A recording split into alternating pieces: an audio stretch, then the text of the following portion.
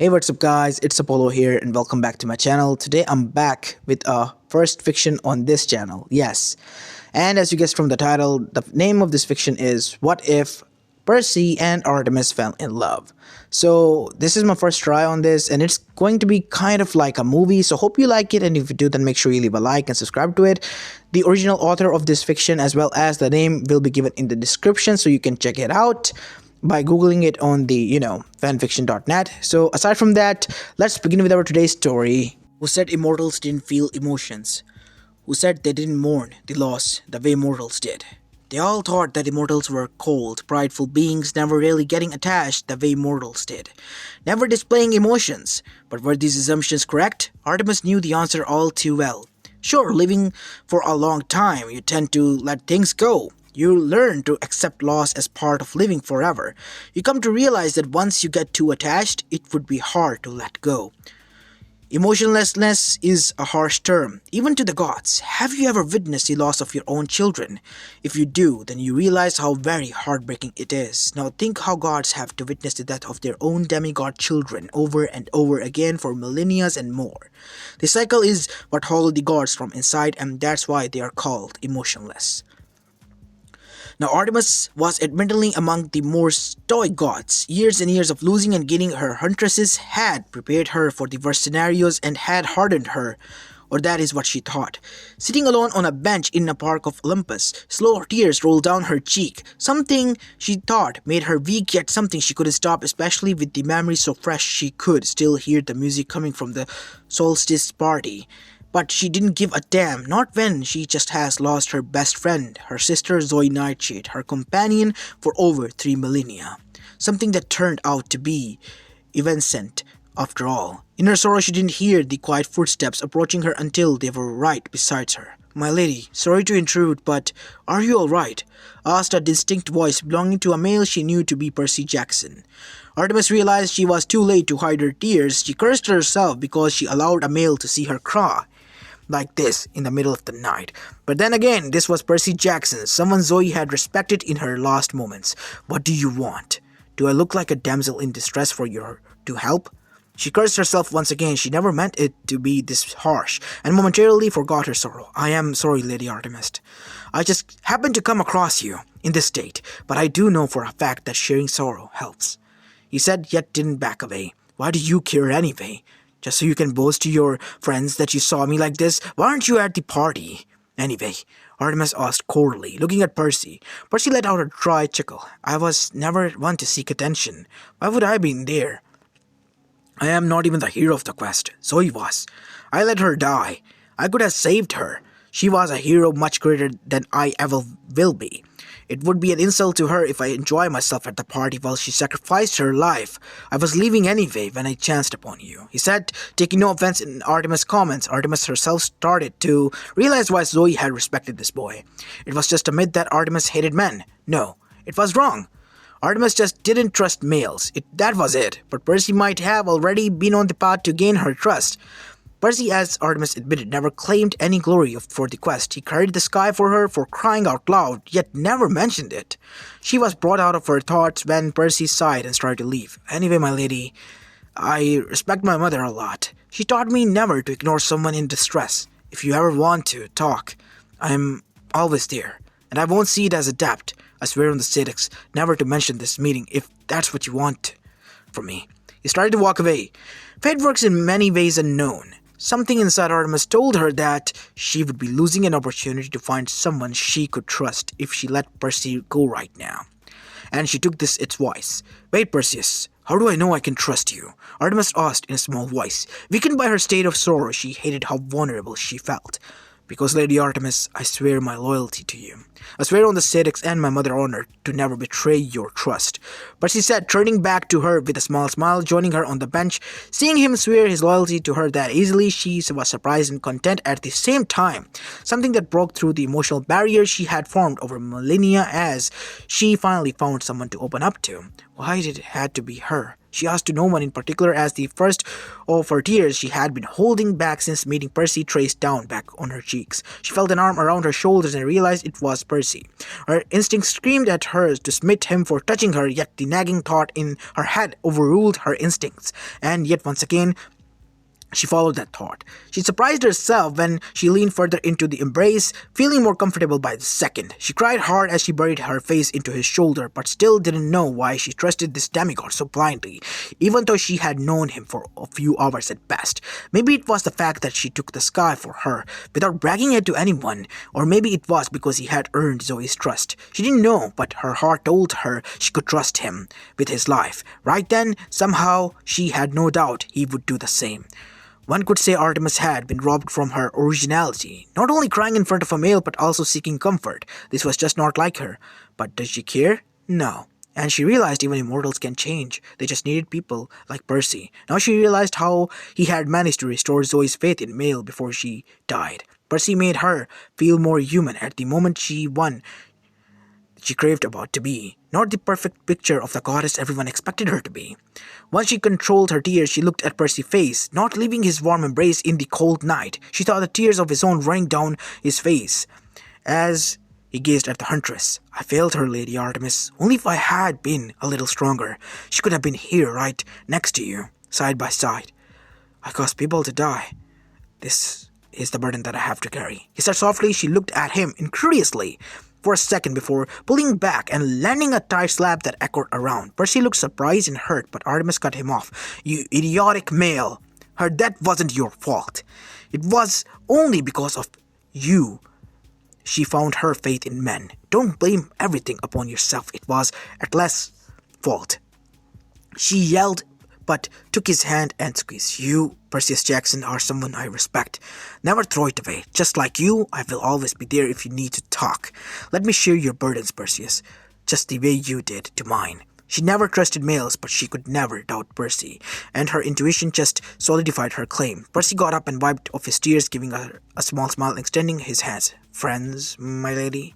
Artemis, without a moment of hesitation, stood up and took his hand. Friends, my first male friend in centuries. They turned to leave and walked opposite ways before both stopped at the same time and turned around, this time facing each other. Almost in a trance, they walked towards each other, pulled by an invisible force seemingly radiating from the other. They met in the middle, standing very close to each other. I would hate to see you trust in men go that I have placed in you, and so did Zoe. Do not turn into a man I despise, Perseus. Do not make me regret this friendship. She gave him a quick hug. I will look forward to our future meetings. Goodbye, Percy. She flashed away instantly, conflicting with herself. Hugging a man so willingly was something foreign for her, yet she did. But she managed to hear it through Percy's distinct voice. See you soon, Artemis. Time skip. Percy has been busy now after all these events with his high school, and Artemis was busy with her hunt, but neither forgot about one eventful night. The one night both gained the most unlikeliest friendship they could have ever imagined. Never in her life of 4 millennia did Artemis ever think that she would trust a boy to be her friend in just the couple of hours they spent together. Percy was never the one to seek pity or attention, and hence the nature to bottle up his own emotions. Yet he surprised himself by letting the least likely goddess know about his emotions, those which he desperately tried to hide. It was 3 months before they made contact again. Artemis was riding her chariot, looking at the huntresses, when the air near her shimmered, bringing forth a faint image of Percy Jackson. Percy? She questioned. No one. The one and only. He grinned. So how are you holding up? A look of pain shot through her face before returning to normal. Fine, she said, not meeting his eyes. Artemis, I'm not like the rest of the world in front of you, who you have to hide your emotions from. That was a lie. I can clearly see through it, she said firmly. This time she met his eyes, showing her to be wet. What do you expect, Percy? Mortals aren't supposed to be affected by the deaths of mortals, yet here I am. Can you blame me? I just lost my closest companion of 3 million years ago. And the worst of all, I can't even mourn her publicly. After all, I am the perfect picture goddess everyone sees me as, she said bitterly. Artemis, I feel what you are feeling. Don't bottle it up, at least not in front of me. I will never judge you for these emotions, he said soothingly. Artemis visibly relaxed. You were right, Percy. I am glad I have someone I can talk to. Still, it hurts. I don't even want to know What would happen if I didn't open up to you? Thanks for being there. She gave him a bittersweet smile. Stop with the compliments. I'm just helping a friend. Of course I will always be there for you. Do you speak to anyone else about this, or have you been bottling up for the past 3 months? Percy asked. Artemis just shook her head. Percy sighed loudly. Do you talk about anything that didn't include work, like things you like or your hobbies? Again he was met by her shaking head. Percy groaned and pinched the bridge of his nose. You need to talk more, Artemis. If you really think you trust me, then talk more, at least with me. I don't care if you are annoyed by me.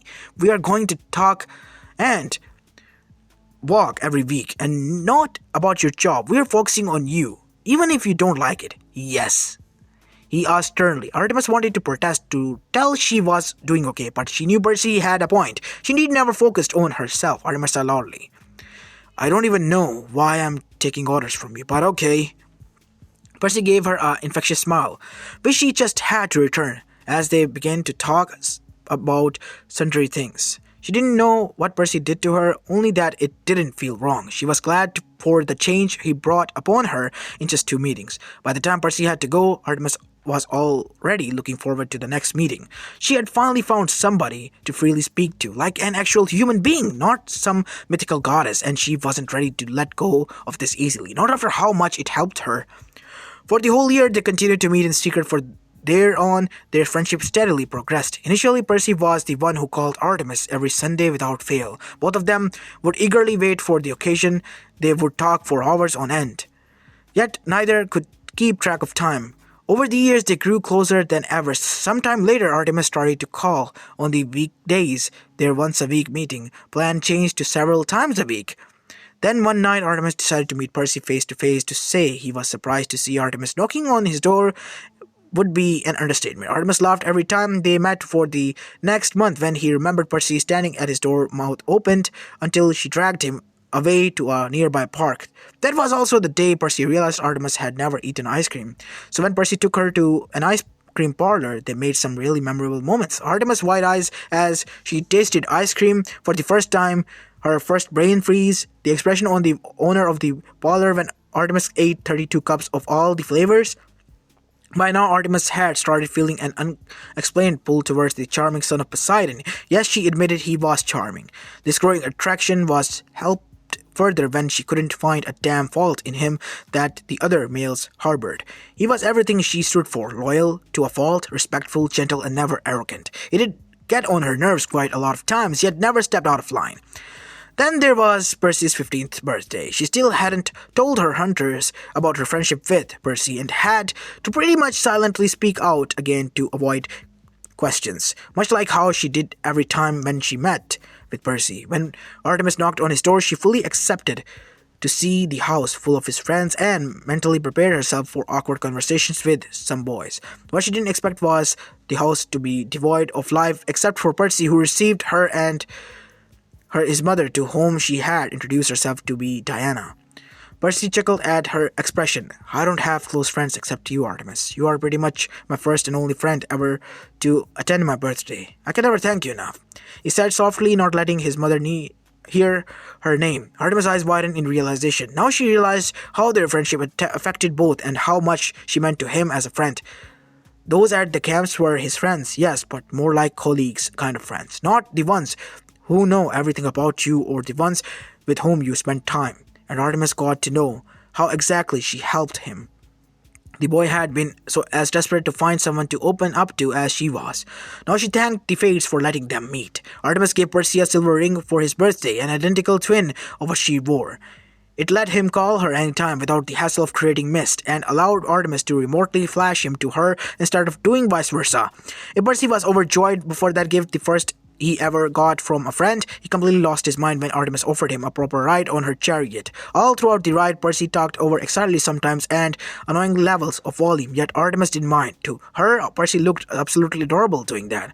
Her heart filled with warmth and joy as she silently watched Percy enjoy the first birthday gift from a real friend. Once the parting hug was coming and Artemis flashed back to her tent, she started realizing things, like, for example, the warm feeling that enveloped her every time she was around Percy, the burning jealousy every time a girl looked at him differently, the butterflies in her stomach when he flashed her his troublemaker smile, the jolts of spark every time they made physical contact. She reflected on how much he did for her, how he was happy when she saw her, or how Percy was sad when she felt sad. Like a bolt out of the blue, it struck her she should have been angry. Angry at herself and Percy at Aphrodite.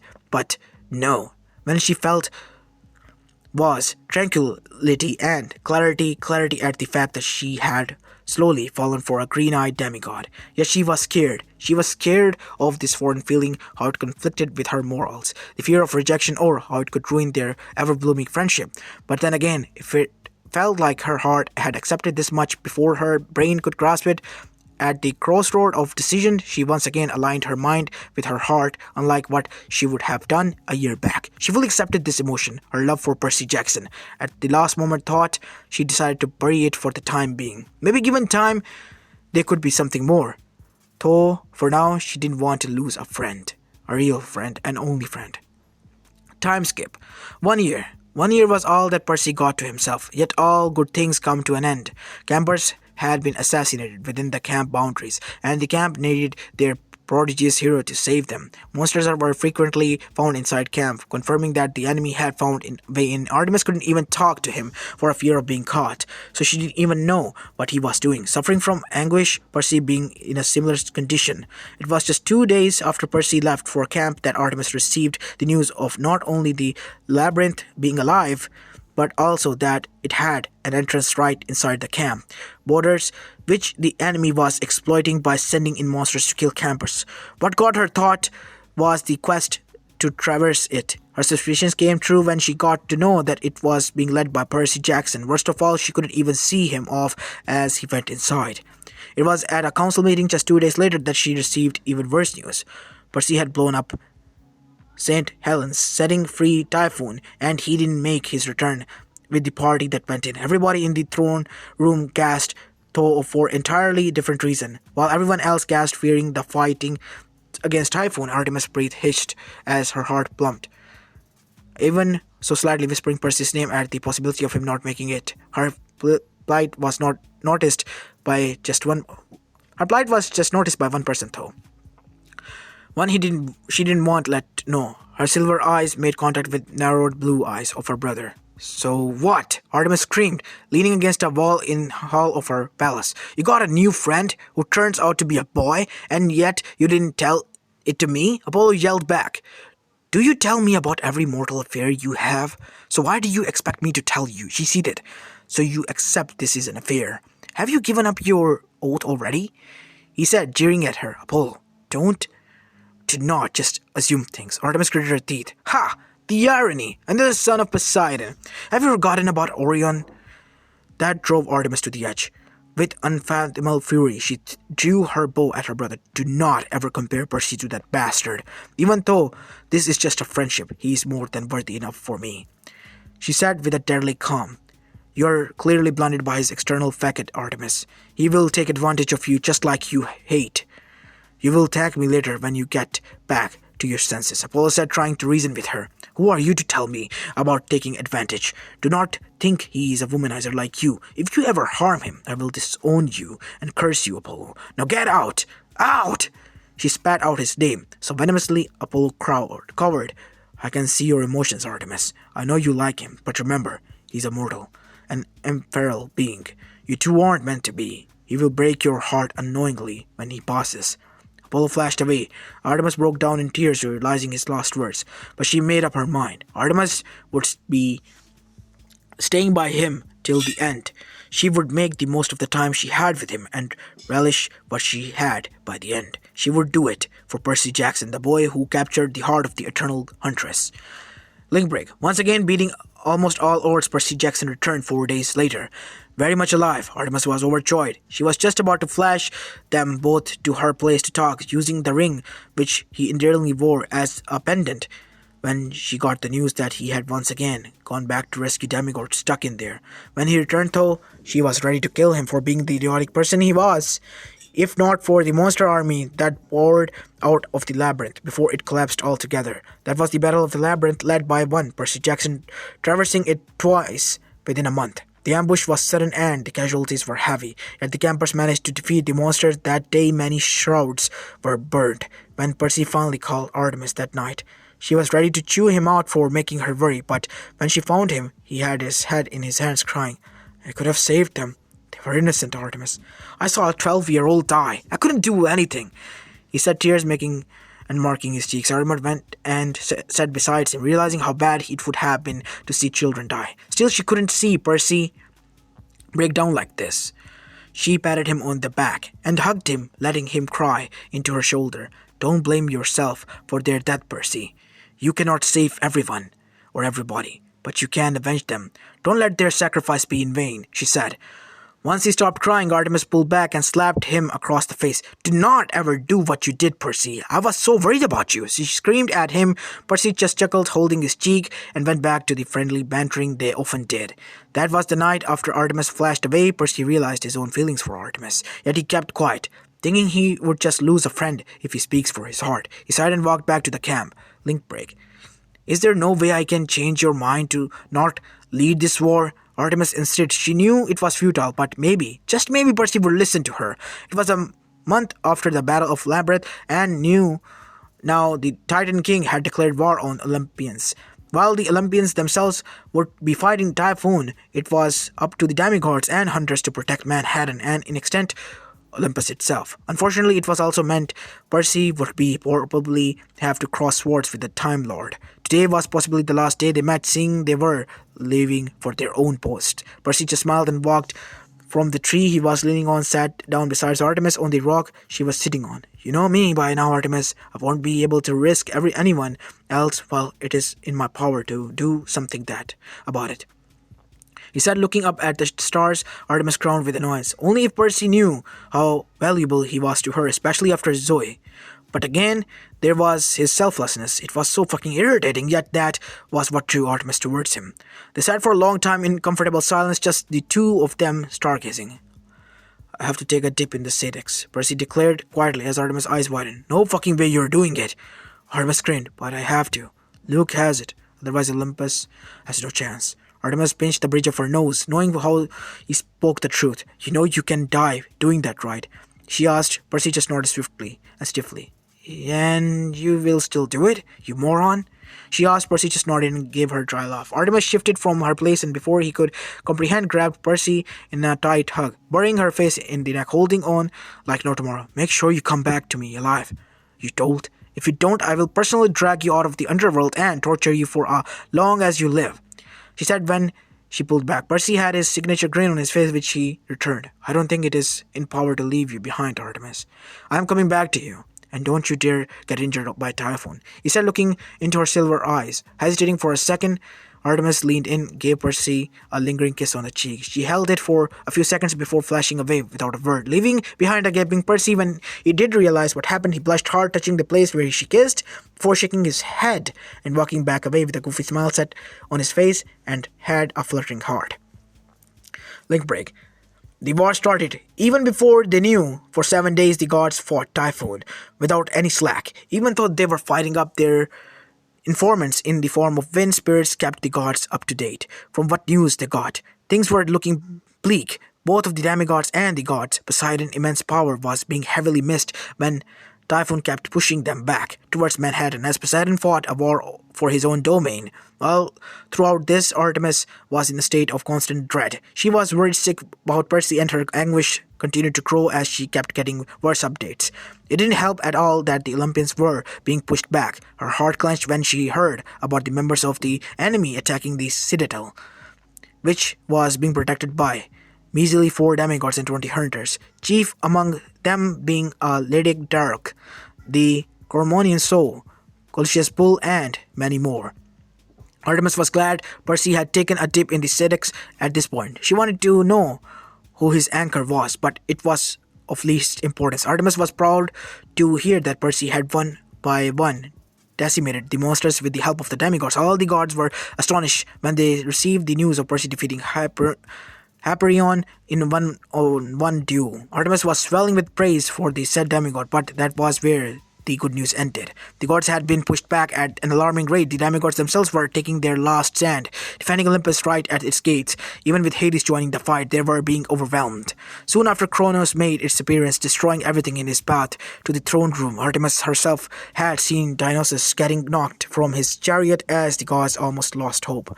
Almost. Artemis fought on, knowing that Percy was probably locked blades with the Time Lord, and she would be giving her best too. This war had taken too much toll on everybody. She promised herself that should the gods win this war, she would confess to Percy. The fate had given her one chance to find love, possibly the most perfect man ever, and she wouldn't throw it away. As one says, fortune favors the bold. Artemis' resolution to fight seemed to have a wave of luck that followed. Out of the water rose an army of Artemis led by Poseidon himself. He threw his trident with such force that Typhoon staggered backwards. Poseidon's colossal power turned the tides literally as well as metaphorically. Typhoon was down within minutes. Now everything was in Percy's hands. Should he prevail, this war would be won. The gods were back on Olympus and were aghast at the destruction Kronos had caused. Leading up to the throne room, they all ran towards the room, fearing the worst, none faster than Poseidon and Artemis, whose sole focus was Percy. They opened the door to the throne room, preparing to fight the King of Titans, only to find the body of Luke. Annabeth Chase was crying her heart out for the loss of her love, and Percy, looking tired but very much alive, trying to console Annabeth. Artemis and Percy's face lit up like fireworks when they saw each other. They had to fight the urge to just run towards each other and hug their counterpart. Their rewards and celebration were a blur to both, whose only aim was to find the nick in time when they could slip away together without being noticed or seen. Artemis was a bit sad when Percy rejected godhood, but then again Percy proved to her once again that not all men were power-hungry, instead choosing to help the demigods, giving a subtle smile to Artemis. Annabeth Chase, daughter of Athena, having lost the love of her life, joined the hunters. Others who fought in the war too were rewarded. As soon as the celebration party started, Artemis was off her throne, taking care that none of the noticed her. She subtly made her way towards Percy, who seemed to be already waiting for her by the door of the throne room. Without a word, she flashed them both to the beach, the moon glinting on the ocean. When she turned to look at Percy, he was standing with his arms open, waiting to embrace her. She flung herself into his arms as Percy lifted her off the ground, his face buried in her stomach, as hers was in hair. Man, I'm so bad in English. I'm sorry about this. But anyway, let's continue. Both drinking the fact that they made it out alive. Percy twirled around with her still in his arms. Both laughed giddily like children. Artemis unintentionally started shedding tears of joy. Percy noticed that and gently cupped her cheeks and wiped her tears with his thumbs. I promised you that I would make it out alive. And I did, Artemis. I did for your sake.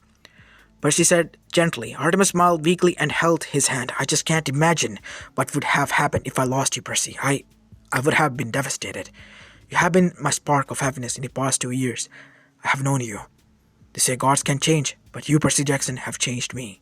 You made me a human. How can I live without the one who changed me entirely? She stopped, looking at Percy's shocked expression, but she had come too far. You have captured my heart, Percy.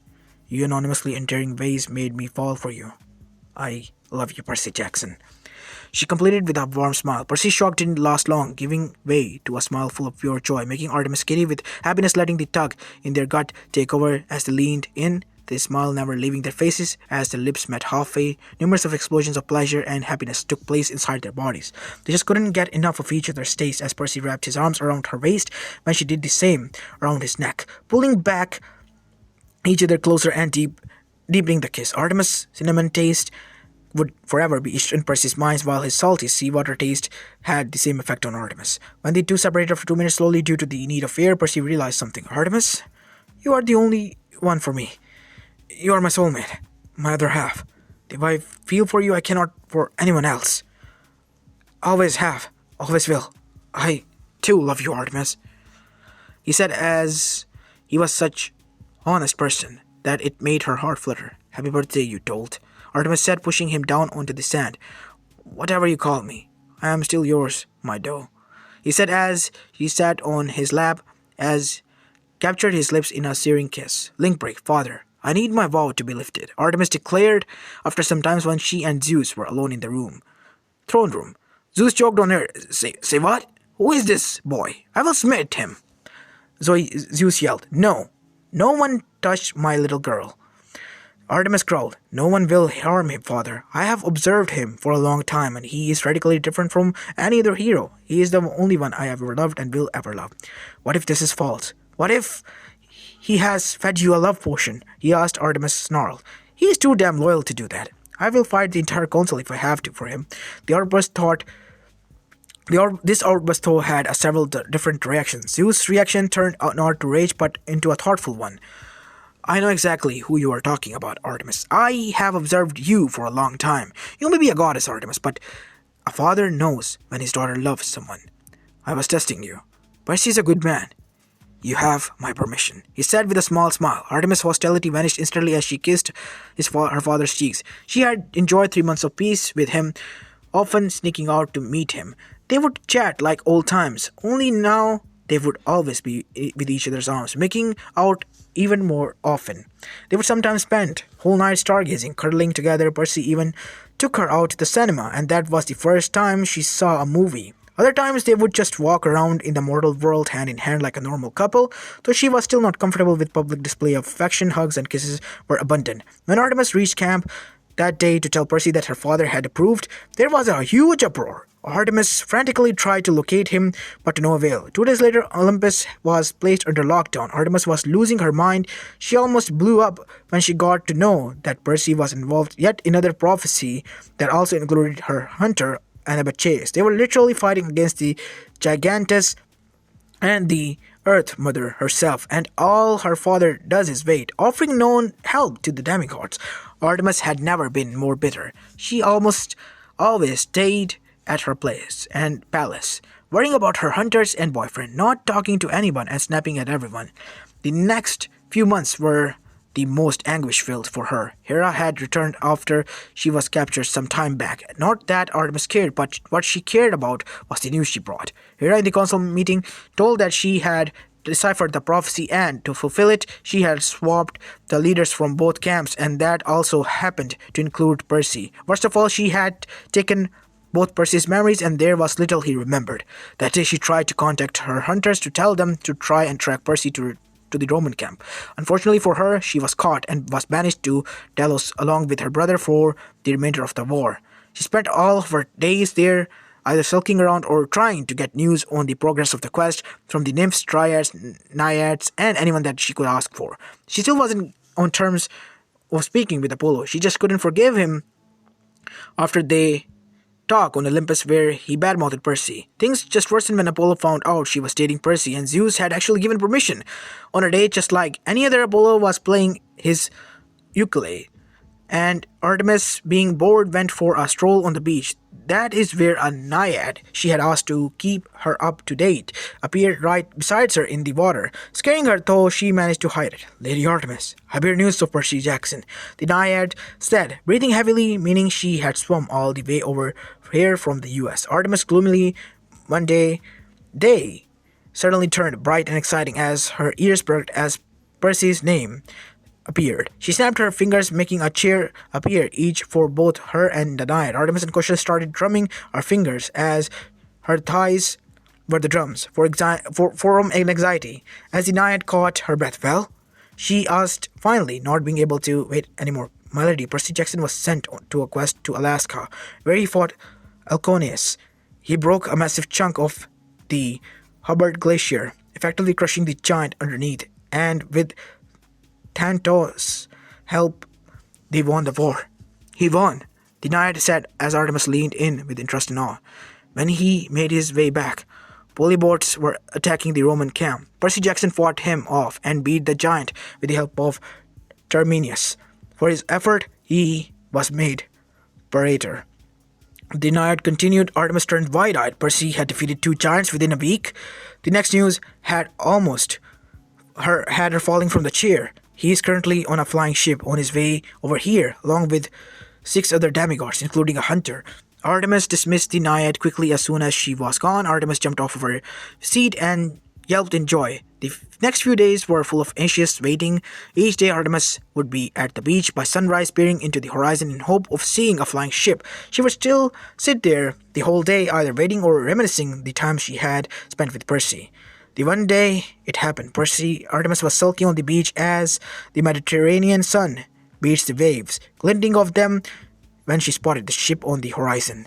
The first one of the ship as she watched was none other than her boyfriend Perseus Jackson, never looking so handsome to Artemis as he did right now, with his wind tousle hair and devilish grin directly right towards her. The other demigods, not aware of the relationship between Artemis and Percy, stood warily behind Percy and glared at him, scared that Artemis might smite him for grinning at the goddess in such a way. Artemis narrowed her eyes, slightly enjoying how much she scared the demigods, slowly walking towards Percy, who was unfazed by her act. When the demigods thought she would turn him into this critter, their eyes almost fell off from the sockets when Percy and Artemis pulled each other into a deep kiss. Both knew that this was probably a mistake, revealing the fact that they were in a relationship, but they could care less now. 8 months apart had taken a toll on both of them. They poured all their emotions onto the kiss. To both, neither had tasted this good before. When they pulled apart a good 2 minutes later, they turned to the face of gawking demigods. I hope you won't be telling anybody before we give permission, all right? Artemis asked with an underlying threat. They audibly gulped and nodded vigorously. Apollo appeared on the beach and scoffed at the duo who were still holding hands. Percy bowed to the god who showed no recognition. Guys, you talk to Apollo. I will meet you on the ship, Percy declared as he was flashed away by Artemis to another part of the island. The moment they were alone, Percy was slammed into the tree as Artemis pinned him to it. No words were spoken between the two as Artemis smashed her lips onto his. They spent the day together, talking and making out in between. Before either knew, it was already evening, meaning it was time for Percy to leave. I hope you don't leave me, Percy. You are very important to me. Please don't die out there, Artemis pleaded. Percy pecked her lips. Never, Artemis. I will be back with you before you know, he said as he walked off into the sea towards the ship. Link break. Her happiness was short-lived though. The very next day, the world around her collapsed as her heart shattered into a million pieces. Percy Jackson, the love of her life, had fallen into Tartarus, trying to save her hunter Annabeth Chase. She was devastated. She broke down crying right in front of her brother. Apollo gave her a told-you-so look, referring to their conversation before the Titan War, but Artemis didn't see it. Her head was still reeling from the devastating news. For 2 days, she did not expect or accept nothing to do better than mourning. She had moved into a shell of her own. Artemis would curl up, hugging her knees and cry. The only word she would say were, Percy, please come back. Apollo for a few days left her thinking this was what she deserved to break her oath for a male. But then his brotherly instincts kicked in as he saw how much Percy meant for her, and honestly, he couldn't find a fault in the guy. So on the fourth day, he gently approached Artemis, who was still curled up in the ball. Artemis, he said, shaking his sister. Artemis said nothing except giving him a question look. I'm sorry, okay? I was being so selfish that I never saw how much of a good person Percy is. When he makes it out of Tartarus, I will not be in the way of your relationship. I'm happy for you. Please forgive me, Apollo said softly. Artemis looked at her brother for some time before pulling him into a hug.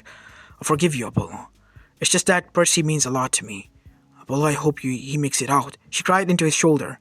Don't worry, sis. If anyone can make it out of there, it's him, he said, panting and patting her back. Artemis pulled herself back and together, and for the first time in 4 days, she smiled. Exactly a week later, she got the news that made her stomach jump and her heart flutter. Percy had made it out of Tartarus alive. She yelled with joy, and this time Apollo joined her with a smile, finally realizing the pure love they had for each other.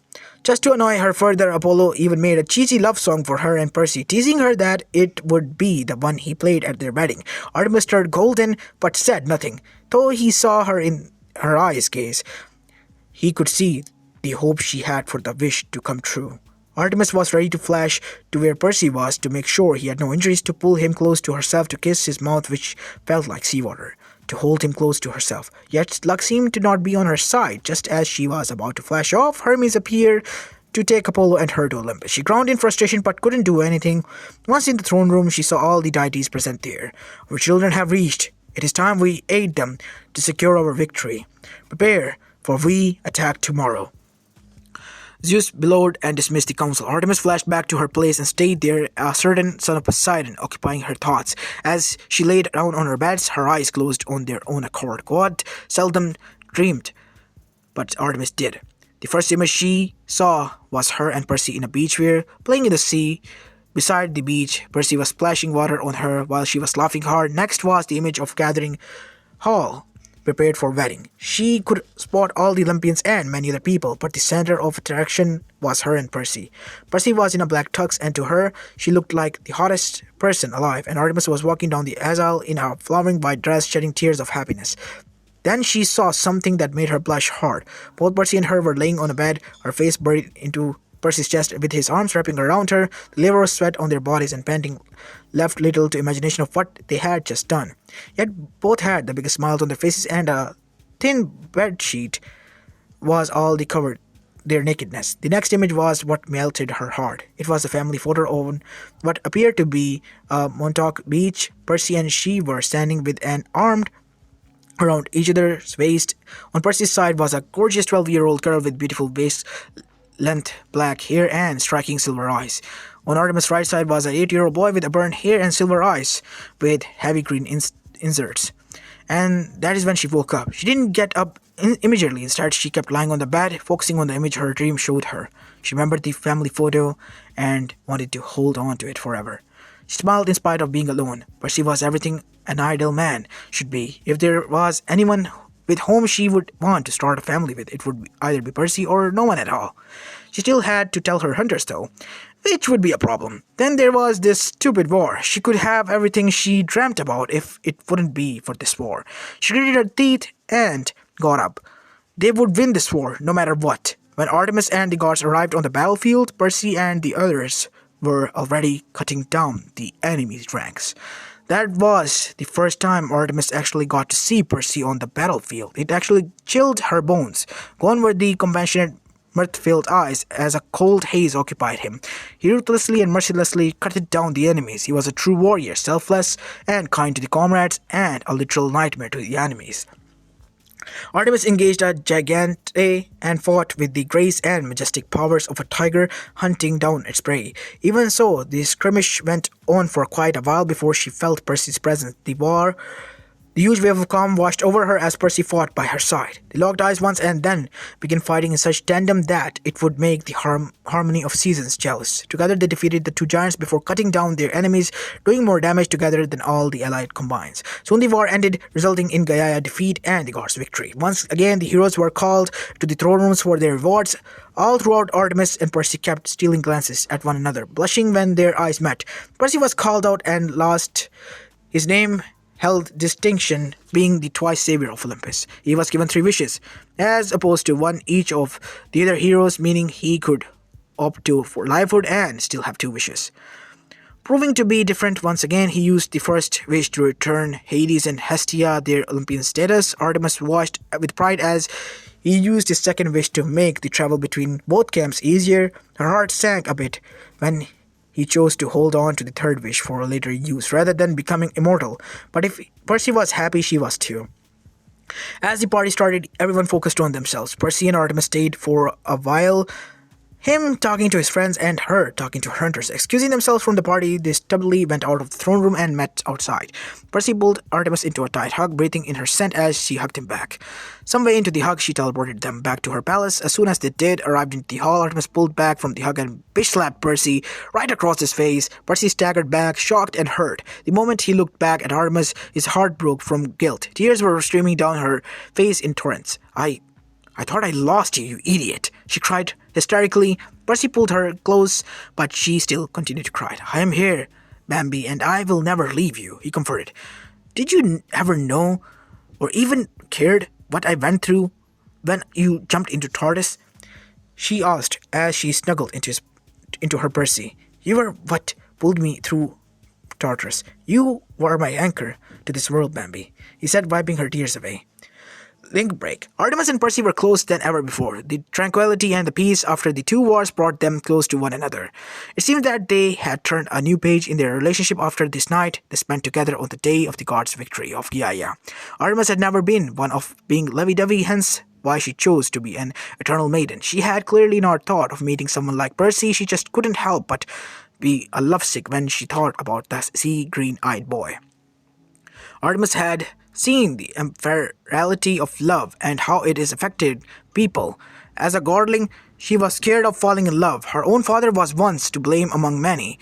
She was afraid to be cheated upon, to have her heart broken, no matter how strong its driving force was. It was a fragile thing, an element brittle enough to be broken by just a few words or even a small gesture. She never wanted to face the consequences of a heartbreak, and the men in ancient Greece just cemented their beliefs that love indeed caused more harm, and that is how and why she started her hunt, giving a home to those wronged by this foreign force.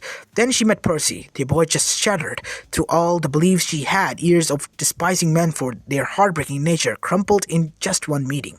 As he progressed, she felt her will to hold off love melt away in the face of Percy's ever so endearing ways. She realized that love indeed was a force to be reckoned with. No matter how much you try, once you fall into its hold, it's impossible to break through. But that doesn't mean Artemis was unhappy. Percy had never disappointed her. She was actually glad that she had fallen for perhaps the most loyal and compassionate man out of this whole wide world. And she fell even deeper into the deep end for Percy when she saw it wasn't in Percy's power to ever break someone's heart intentionally, strengthened even more by how much he cared for her. It wasn't in Percy's power to ever break someone's heart intentionally. The nearest thing she had experienced to heartbreak was when Percy had fallen into Tartarus. She knew Percy was immortal, that one day she would have to leave with a broken heart. Leave her forever. She would happily agree if he wanted to be immortal forever. But that didn't mean she wasn't scared of when that happened, yet how could she not love somebody who would sacrifice everything to keep his loved ones happy? The feeling of his lips on her, the fierce protectiveness he displayed if any other male looked at her funny, the giddy feeling she had when he held her in his strong arms, the electrifying feeling when he touched her. Artemis had the eternal etched in her mortal mind. A decade ago, she would have gutted anyone who called her lovesick woman. Yet now she admitted to herself Percy was a 1,000,000, and there was no way she would waste her one chance in finding love. Well, the fates allowed her to find love. The last few years have been the most tragic for her, and yet once again it showed. Link break.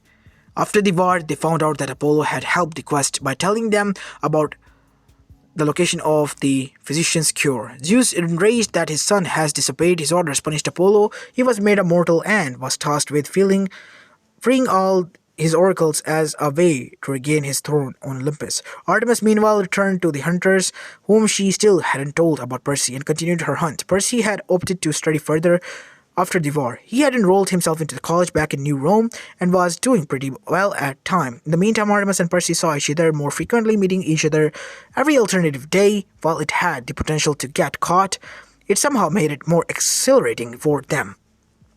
The day was another ordinary day for Percy, except he had a date with Artemis that night. Yet tables turned when Rhena burst into the Roman camp, bloody, fatigued, and distraught. Percy, having known her, knew it had to be something bad for such a capable fighter to be such in a bad shape.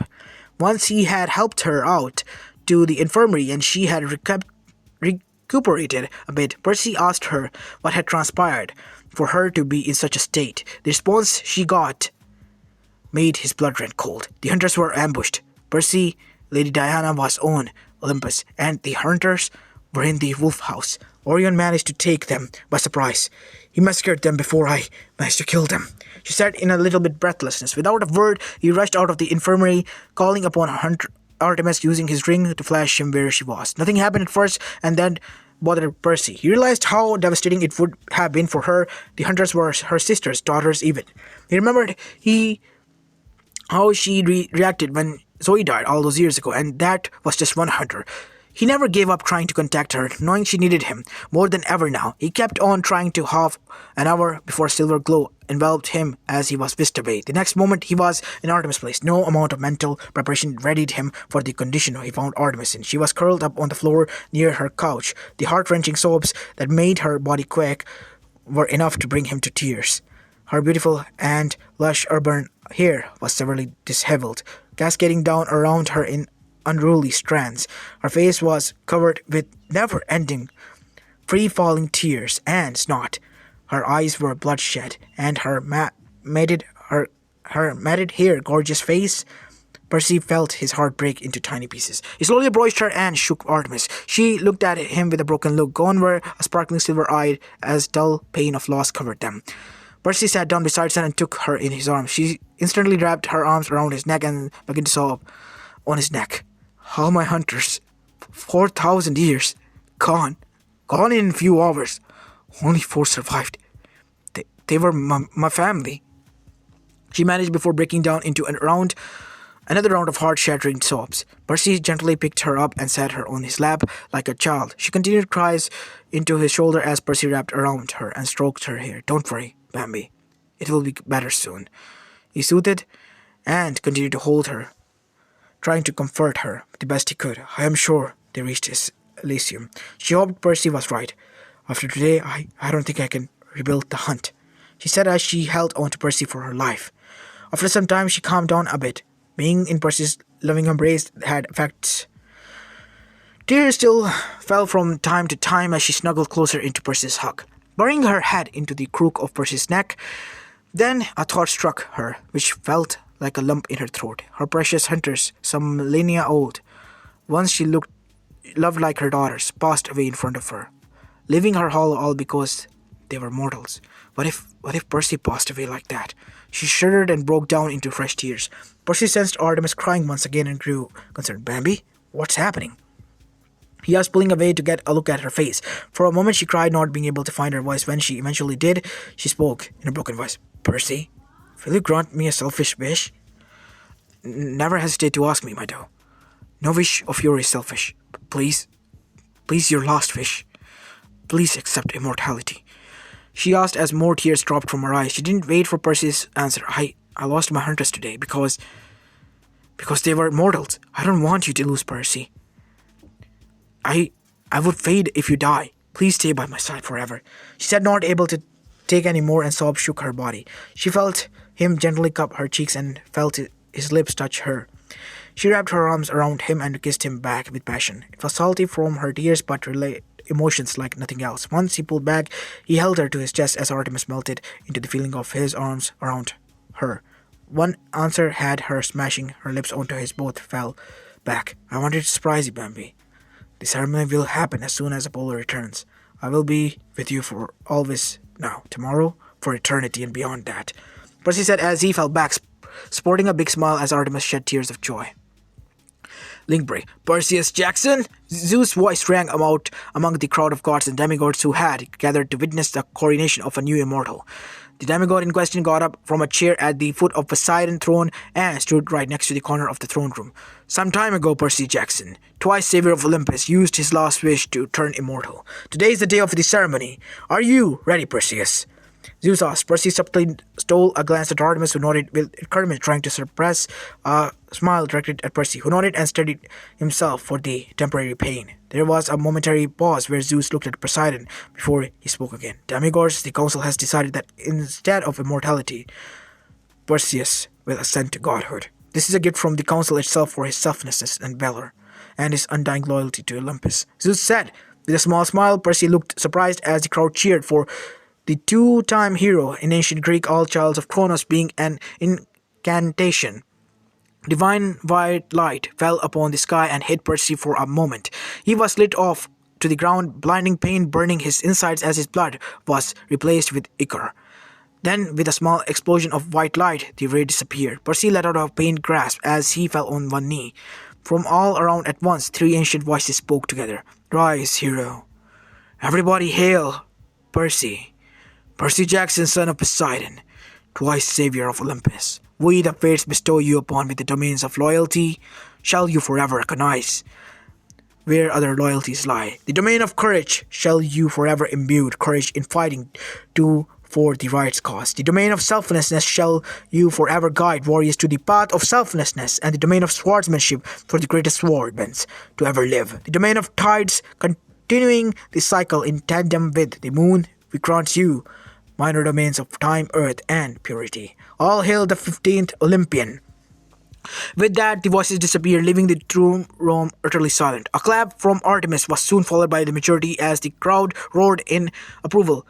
Decorum, Zeus yelled in backdrop. A sea green-colored throne rose up in front of Artemis and besides Apollo. Once the crowd somewhat became quiet, Zeus continued. Now, Perseus here has to announce something to all of us, he said, pointing towards Artemis as Percy nodded. First, I may be a god, but please refrain from using that word, Lord. before my name. Second, I have been dating Artemis, goddess of the moon.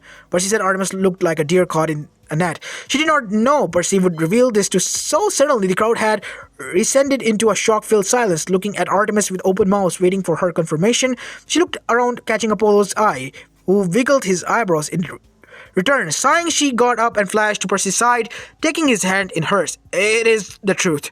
I am in a relation with the Percy Jackson, she said with a blush, but gained confidence as Percy Worm's hand squeezed hers. She looked around the throne room beside Poseidon and Zeus. Both had proud looks. Hera just scoffed. Like always, Demeter, Dionysus, Hephaestus, Ares looked indifferent. Hades gave a nod of acceptance. Hestia had a kind smile. Happy for her family, Apollo smirked surprisingly. For Percy, Aphrodite for once gave a thumbs up and smiled, without any teasing or drooling over Percy. Hermes too gave them a thumbs up. Athena gave a nod of approval. Artemis and Percy looked at each other and smiled. Satisfied with the response they got, Apollo jumped down from his throne room, returning to his human size. "Alright guys, let's party!" he yelled as the throne room turned into a club. With a snap of his fingers, Percy grabbed Artemis and went straight to the dance floor. Link break.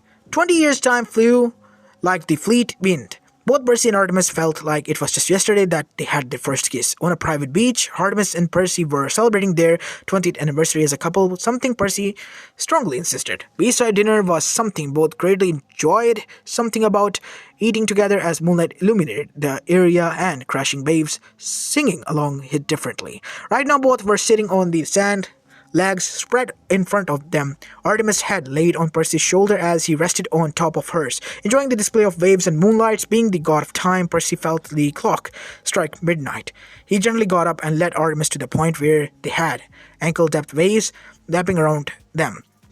Artemis expected it, smiling to herself the dolt she called her boyfriend. No, fiancé in some moments was too predictable. Just for the sake of it, she played along, trying her best to not laugh and play confused. As expected, Percy dropped to one knee in front of her and stretched his hand. The water around him rose up, covering his palm, and when it disappeared, he held a small velvet box. Inside was a beautiful platinum ring. It had a huge crescent moon encircling a sword made of sapphire, and a goofy smile he began. "Artemis, my doe, I still remember the day I met you on Olympus. Never had I thought it would progress to this, yet I'm grateful it did. I can't thank the fates enough for making us meet. As a demigod you were, the one who pulled me out of the stakes.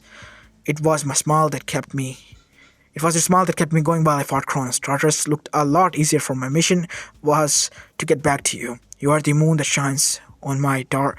He was abruptly interrupted by Artemis giggling. "Stop it, you fool. It's so cheesy that I'm cringing."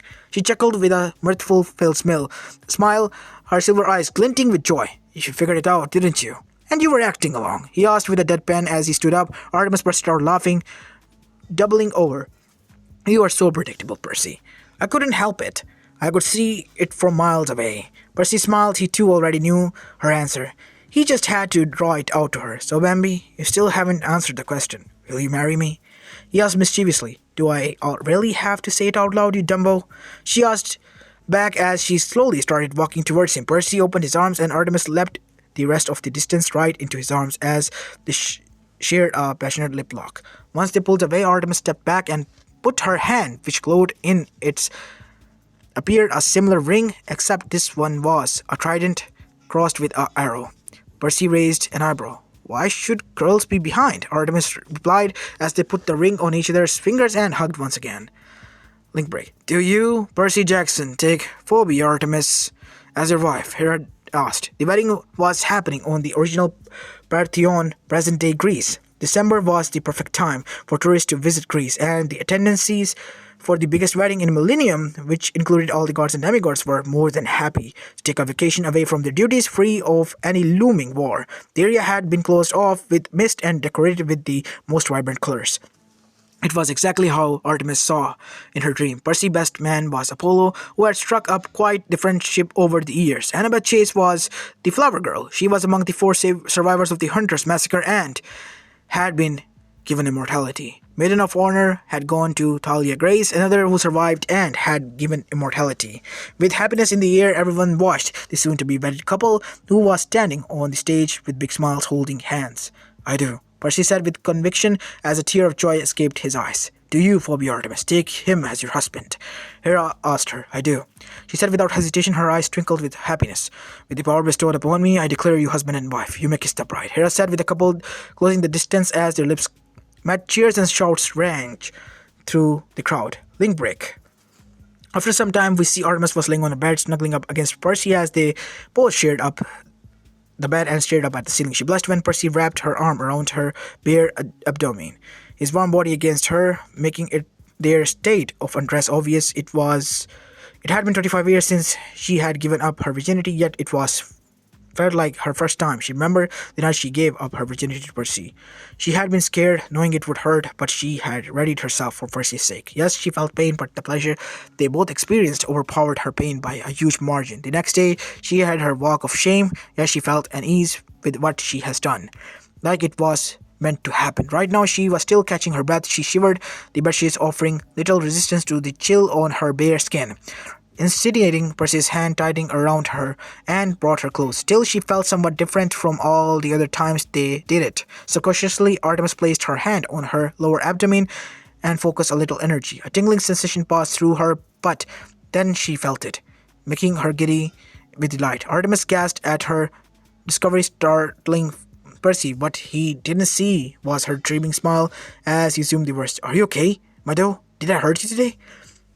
He looked down at Artemis with a concern as her head was tucked under the chin. Artemis blushed harder as she realized Percy was referring to the other virginity Artemis had lost a few hours back. "No, you dolt. I am not talking about it," she said, burying her head into Percy's chest with embarrassment. "Then what's the matter?" he asked. "What are your thoughts about children, Percy?" she asked, pulling her face out of the chest, looking into his eyes. She watched with amusement as he looked of realization past his face. You mean... "Yes, Percy, I am pregnant," she said with the widest smile taking over her face. Percy's face lit up with joy as he gave up a big goofy grin. Are you sure?" he asked as tears brimmed in his eyes. "Yes, Percy," she said. A new-felt joy spread through her as she realized the responsibility that her bundle of joy would bring her. Her eyes too watered on their own accord. I am going to be a father. Can you believe it?" Percy said as the first tear of joy escaped. Artemis chuckled at Percy's unbelieving tone. "And I am to be a mother." Artemis sobbed up suddenly. "Percy, promise me. Promise me you will never leave me," she said with longing. "Absolutely, Bambi. I swear I will never leave you. You are my soulmate, my other half. My love for you will never die, not even in the realm of the fated," he said as he cupped her cheeks. Artemis purred like a cat and lunged forward, capturing his lips in a kiss. When they broke apart, Percy was on top of her. "Percy, no, I am tired," she said half-heartedly, "but this time celebration is needed, isn't it, my doe?" He smiled cheekily as his body pressed against her. "Damn it, Percy," Artemis said, her arms wrapped around his neck as she brought him closer, thus starting off another passionate night for the soon-to-be parents. Link break. Far, far away, a few years later, three immense powerful old women sighed with satisfaction as they watched through a mist-like projection the musing of a family of four. Right now, they were posing for a family picture. They did not often see this, but this family was a case close to their hearts. The man, possibly one of the most handsome, with the sea-green eyes and unruly black hair, was fondly looking at a woman who was at his side. They both had their arms around each other's waist. This woman had the most striking silver eyes full of joy. A gorgeous girl stood by her father's side, looking over towards her brother. She was clinging to the man's other arm. Like her father, she had raven black hair reaching her waist and platinum eyes like her mother. The boy holding the mother's leg, he was absolutely adorable, being with abundant unruly hair with silver eyes. Behind the projection they were watching was a display case that showed two intertwined threads, like a trophy that was won, yet the end of the threads was nowhere to be seen. For it is to continue forever. To the three women, it was exactly that. The silver thread wrapping around the sea green one was a masterpiece they had created, and the projection closed. They all made their way to the display case. "Feels just like yesterday, does it not, Clotho?" the middle one said. "Yes, Lycius, the finest destiny we have ever made," the one identified as Clotho said to the middle one. "Such a beautiful story. Can't believe we had to overpower Artemis' instincts to kill the boy the first time they met," the last one said, eyeing the silver thread. Atropos. Speaking the truth, it was quite amusing to watch. Percy was the absolute perfect pick for Artemis in the end, Clotho said with a small smile looking at the sea green thread. "This is a story of the ages. No matter how many hardships they faced, their affection for each other pulled them throughout it. Together towards each other. Lycius said proudly, I am satisfied that you gave them the happy life they deserved. Atropos slumped her shoulders. I remember that day I had almost cut Percy's thread when he fought Tortoise. That would have been a terrible mistake, she said, remembering when she had almost cut his thread before Clotho had snatched it away. All is well that ends well, Lycius said. Let's sit back and enjoy, sisters. Artemis and Percy's life is no longer ours to handle. Let's hope Mother Anarche guides their stride. They smiled and made their way back, picking up their tools as they waved the fabrics of fate, leaving Percy and Artemis out of it. After the obstacles they have faced, it was time for them and the greatest hero and the fierce goddess to find peace with one another. This was the story of Percy Jackson and Phobia Artemis, an exemplary life paved by the fates. Love conquers all worries and hardships, all hate. A diamond is the hardest known substance and possibility most beautiful too. Yet its raw state is very mundane. A gem in the hiding, if you say. For it to become the piece of beauty the world sees it, it needs to be shaped, to be polished with the utmost care. Percy Jackson is the diamond, Artemis the one who bringing out its beauty. Together they form the most beautiful thing in the world. The force of love may be the strongest out there, yet its core is fragile, easily breakable. But it is a diamond inside. It is nigh impossible to break. As Artemis realized, this was the kind of love Percy shared with her. The strongest driving force put inside the strongest substance. It may have been a serendipitous start, but she wouldn't have it any other way. Glad she met Percy Jackson that eventful night. As this is where I'm going to be leaving this movie off, guys. I hope you like this one, and if you do, then make sure you leave a like and subscribe to my channel if you like the content of this channel. And sorry about the mispronunciations. Yeah, my English is quite bad. I'm sorry, but yeah. For more fictions like this, subscribe to this channel, and yeah, I'll see you in the next vid. Peace!